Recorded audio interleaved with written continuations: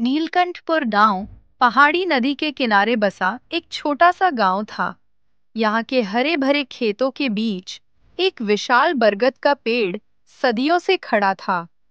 इसकी जड़ें प्राचीन सांप की तरह जमीन के भीतर गहराई तक फैली थीं और मोटी शाखाएं आसमान को छू रही थीं।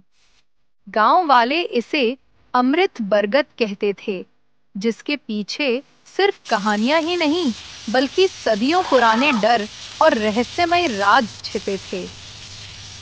अक्सर रात में बरगद के पास से अजीब और डरावनी आवाजें आती, जैसे कोई अदृश्य आत्मा फुसफुसा रही हो। अर्जुन गांव का एक गरीब किसान था, जिसकी छोटी सी झोपड़ी टूटी फूटी थी।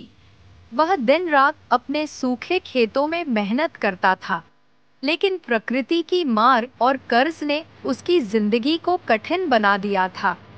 उसका दोस्त विकास, जो अमीर बनने के लिए हमेशा जल्दीबाजी में योजनाएं बनाता रहता था, उसे राहत देने के सपने दिखाता था। गांव में कर्ण नाम का एक लालची व्यापारी भी था, जो गांव वालों की जमीनें हथियाने का सौदागर था।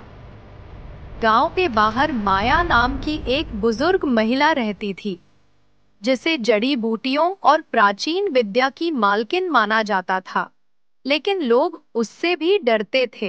एक दिन कर्ण अर्जुन से उसकी जमीन खरीदने की साजिश करता है, लेकिन अर्जुन रिजेक्ट कर देता है।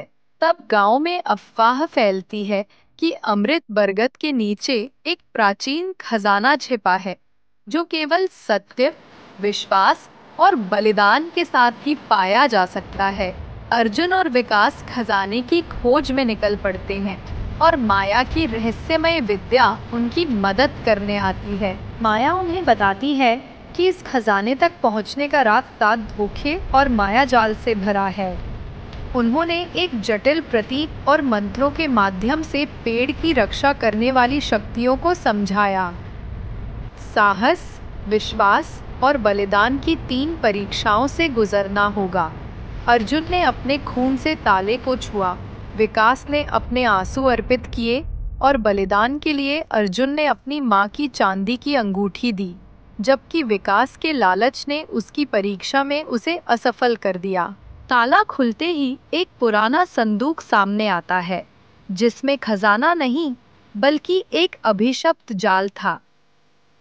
इस जाल में फंसने से बचने के लिए उन्हें अपनी आत्मा की गहराइयों से गुजरना पड़ता है।